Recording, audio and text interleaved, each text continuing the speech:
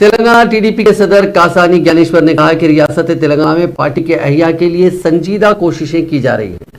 جمعرات کو میڈیا کے نمائندوں سے بات کرتے ہوئے گیانیشور نے کہا کہ ٹی ڈی پی فروری کے پہلے ہفتے میں نظام آباد میں ایک بہت بڑا جلسے عام منعقد کرنے کا منصوبہ بنا رہی ہے۔ انہوں نے کہا کہ کھمم میں پہلے ہی ایک جلسے عام کا انعقاد کیا گیا تھا جو بہت کامیاب رہا۔ انہوں نے کہا کہ نظام آباد کا جلسہ کھمم کے جلسے سے زیادہ کامیاب ہوگا۔